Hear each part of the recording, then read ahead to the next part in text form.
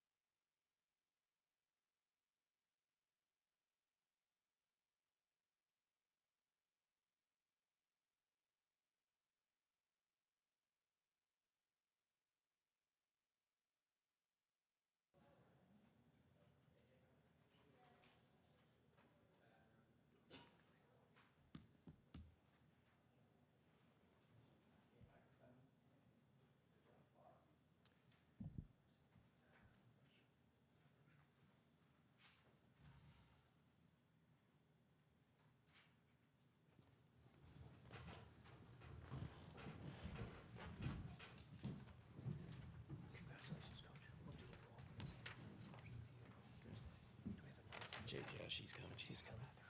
Okay. We'll go ahead and get started with opening statement from Coach Mark Kellogg, and then we'll go to questions for our student athletes, and another student athlete will join us momentarily. So go ahead, Coach. Yeah, thank you. Proud of our group, proud of the effort, especially on the defensive end. I really thought coming in it could look a little bit something like that just based on Princeton and the way they defend. I thought they were maybe under-evaluated or underappreciated for how good they are on the defensive end. And we talked a lot about, or people did too, and we read quite a bit about Chen and some of the stuff they do offensively. But I thought we had a chance to defend them if we were dialed in and locked in. And a little out of sorts early, but I thought we settled in pretty quickly after that and played and competed. I want to say they got up 9, if I'm not mistaken, there in that second quarter. And then I thought our run to kind of cut it to 2, Jordan hit the big 3 going in to half to give us a little momentum, I thought was huge for us. And so we just hung around enough in the first half until we finally looked like ourselves in the third quarter. And, that was us at our best. We couldn't get the pace going. It was too slow. Couldn't get them turned over. So finally in that third quarter, we played a little bit of pace, let some defense lead to some offense. And, that's us really at our best. But again, we weren't great tonight, but we were good enough. Obviously the free throws was an issue and the rebounding. So we got to get that fixed for sure. But again, proud of them. Thought we gutted it out, especially when some things weren't great offensively for us. Thought JJ was special again. She has been all year. I hope people across the country are starting to realize how talented she is. But we have a great backcourt. They've been dynamite for us. I thought they were really, really good. And then I thought Kylie Blackston had some really good minutes, and especially in that third quarter for us. And the rest of the kids just battled their way through. So happy to advance. Congrats to Princeton on a fantastic year. That team was really, really good and everything and more from what we wanted. All right, thanks, Coach. We'll start off with questions for Jordan Harrison. Hi, Jordan. John Bonenkamp from the Associated Press. What happened in the second half, and how much did your defense really kind of change that game, especially in the third quarter? I mean, we knew we had 20 minutes left to either give it our all or go home. So we just went back to what we've been doing all season. We finally settled in a little bit, got some deflection, slowed them down. Start playing in transition like we always do and how we've been doing all year. So we just fed off of that momentum and that energy, and we just kept going the rest of the game. Hi, Luke Blaine, Daily Athenaeum. Jordan, what about Princeton defensively? I mean, it was such a low-scoring bout in the first half. What about them defensively kept it that way? They switched, every ball screen, and each person that switched the screen could stay in front of, all of West Virginia, our team. So, honestly, just them switching the screens, that what we kind of struggled with. And then whenever we did get a mismatch, they did good at, getting their bigs back on our bigs whenever there was a little. Over here on the left. Yeah, Jordan, Michael Vogel from ESPN.com. I think you guys averaged almost 14 steals a game leading the Big 12. You've played a lot of good offenses. How does that ability to turn over opponents going to help you guys against Iowa on Monday? Honestly, like we've been doing all year, we feed off of transition buckets, steals, deflections. So we're not going to change nothing. We're going to do what West Virginia does, and that's get turnovers regardless who the team is. Go ahead. Jen Hatfield with the Next. Coach mentioned your buzzer beater to end the first half. Can you just kind of walk me through what you remember of that possession, and then how big was it for you and for your teammates, in the halftime locker room, knowing that you had that kind of momentum swing? I know it was a high ball screen. I came off, picked up my dribble. Probably shouldn't, but I saw JJ there, so I kicked it to her, and then they both went with the big, and then I was wide open. And I just let it go. I mean, I knew it was going to go in, so I was just glad it did.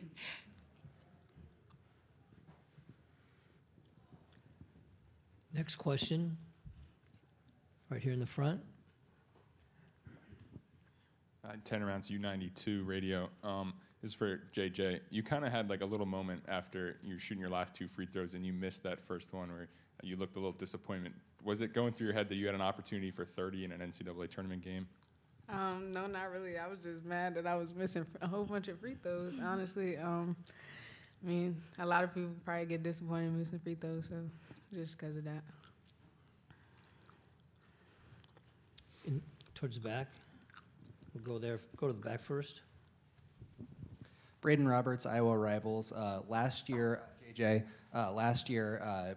battles from Georgia in the second round kind of went shot for shot with Caitlin Clark. Is that something you're looking forward to on Monday?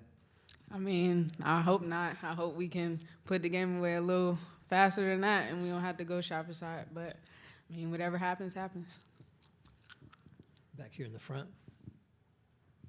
Yeah, Jordan, as somebody who's usually one of the shortest players on the court, you attack the rim so much and, you know, you get a lot of rebounds. What is it that helps you have success down low? Honestly, I just been doing it my whole life, so I just got pretty good at it, you know.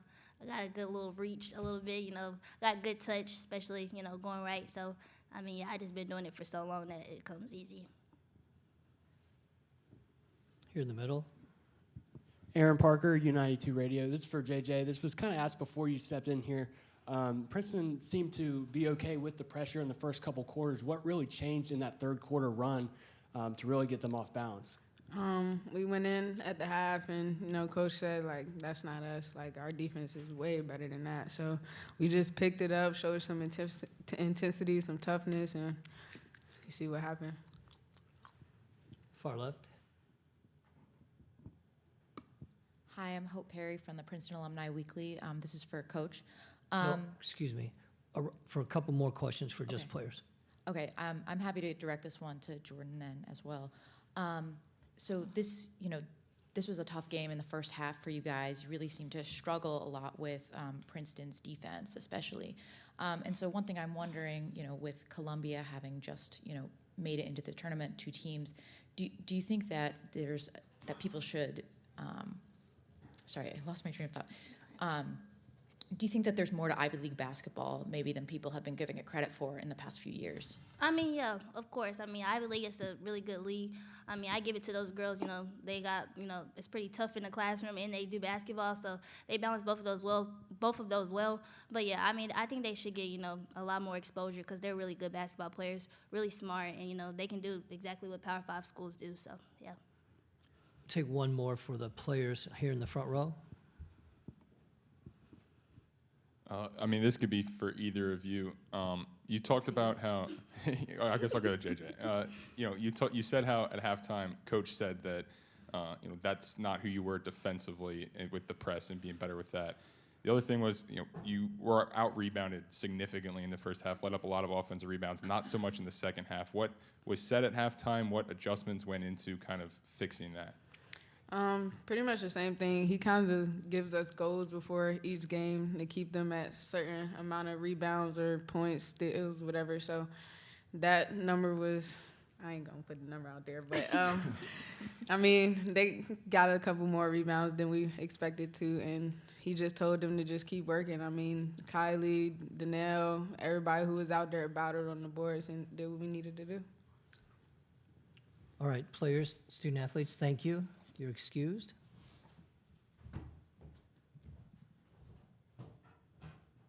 And we'll go right to questions for Coach Kellogg. Please raise your hand.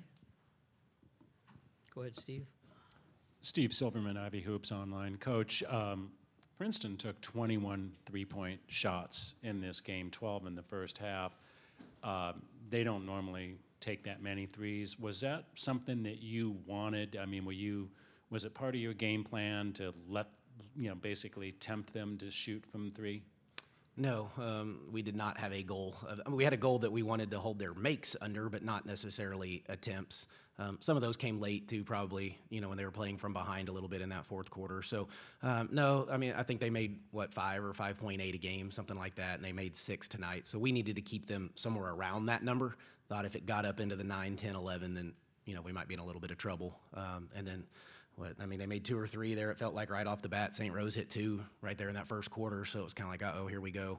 But if you can make teams somewhat one-dimensional, then I think that's an advantage. So I think points in the paint swayed pretty heavily our way. And, if they were taking perimeter shots, then they weren't getting paint touches, and that was something that was important to us. Jen Hadfield with the Next. Going back to that press, were there any tactical changes you made at half, or was it just locking in more? Like, what specifically do you think was the difference between, Princeton being able to handle your pressure in the first half and kind of not being able to handle your pressure nearly as much in the second? Yeah, there were some minor tactical adjustments, which I'm not going to go ahead and give you those in case we need them again. And really, it was just settling in to see what their press breaker was going to be. Was it something we had seen on film? They had a week to prepare something different if they wanted to. It looked like they had a couple different press breakers prepared for us, depending on what press we ran. So it was just kind of that back and forth from the coaching side that, hey, here's a couple things we wanted to do. I thought we had backed off a little bit. But part of it, too, is we weren't scoring. And we can't press if we don't score very effectively. So we needed to score a little bit more, which we did in that third quarter. Okay, here in the front on the left. There you go. Yeah, Coach, you guys beat Oklahoma, which is obviously a fairly high-scoring offense. It's really led by guards. Does that game at all remind you of the matchup with Iowa coming up? I think that's somewhat fair, for sure. That they play at this is the elite offense in the country. Oklahoma was, I think, top 5 or 6 as well when we played them. They can definitely get it going from 3. Now, the way they run their offense is probably a little bit different, and obviously Caitlin is special, but they're really, really talented around her. But there are some similarities in how good they are in transition, how free they play on the offensive end. I thought OU does the same thing. They just play with this freedom on the offensive end, and there'll probably be a similar conversation or a game plan that we can use again. Max Hines, Daily Princetonian. So neither team shot particularly well from the free throw line. You guys shot 50%, and Princeton shot just about 60%. What can you attribute that to? Do you think it was just playing in March, the sight lines and cover Hawkeye, or what do you think was the factor? Yeah, I don't know. We may need to check the rims, but then I was like, well, the first game that wasn't a problem, so I guess it's not the rim. Yeah, I don't know. Maybe nerves, maybe excitement.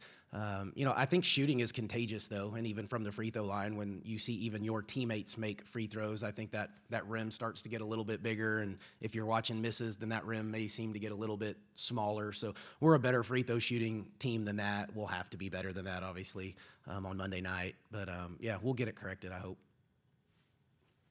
Joe Mercado, West Virginia Metro News. Mark, how important was it to get 10 points out of Kylie, and did you expect that this was a game that she might have a good matchup and be able to give you what she gave you? Yeah, it wasn't necessarily the matchup, I don't think, for Kylie, but I think she's been trending this way now for weeks. So I'm excited for her to get to double figures. We talk a lot about trying to get 4 to double figures, which we still didn't quite do, but to get 3, just takes a little bit of the burden off these 2 that were up here earlier. And I thought her third quarter was pretty good. She was active, obviously hit the 3 in that quarter too to get her going, but wasn't a ton of rebounds, but I thought her activity on that end helped as well. So yeah, she's been trending in the right direction. Roberts, Iowa rivals. Coach, some good pressing teams like Ohio State have taken the press off pretty early against Iowa. Do you have any preliminary thoughts on your matchup press against Iowa? No, not yet. It could be difficult for sure, but we said the same thing when you play an OU, and so we'll go back and have those conversations tonight and obviously into tomorrow. But this is elite, and they're pretty good in transition, so we may have to be a little careful, but we'll go figure it out. Hey, Mark, John Bonenkamp from the Associated Press. JJ played 40 minutes. What makes her that type of player that you want to have her out there the whole time? Yeah, well, obviously she has a motor. She's a high-level conditioned athlete, which you have to be. She's an elite scorer. We usually try to get her a break at least in the first half. Jordan got the foul, so that kind of we just weren't able to do that, and it kind of took us out of our normal rotation. So she's done it before. I think she played 40 in the last game, too, in the Big 12 tournament. So she's just conditioned enough to do that, and she's a phenomenal scorer. So, all eyes go to her when she's on the floor, which makes everybody around her better, too. Luke Blaine, Daily Athenaeum. So this was a very physical game. Do you feel that playing such a long stretch in the Big 12 and just being in the Big 12 in general prepares the team better for a game as physical as this one? I do, and we knew that, kind of watching them on film, especially at the post. Princeton's very physical, very tough, great rebounders. So we knew we had our hands full, especially with those guys. So, yeah, we were prepared. The Big 12, 100%, it's the size that we see in that league, prepared us. U92 radio. How much weight is taken off the shoulders to get that first March Madness win, and how long will you kind of relish and enjoy it, or is it right on to Iowa? It's right on to Iowa, so yeah, unfortunately, I won't get to relish it a whole lot. I don't know. I never looked at it like there was a weight on my shoulders or anything like that. I'm excited to get it. I'd been twice at SFA, and had leads and went to overtime a year against Georgia Tech and couldn't quite close it. So, it feels good, and you want to get the first. You can't advance if you don't win one, but that's where we want our program to be. We want to be in the postseason. We want to advance in the postseason.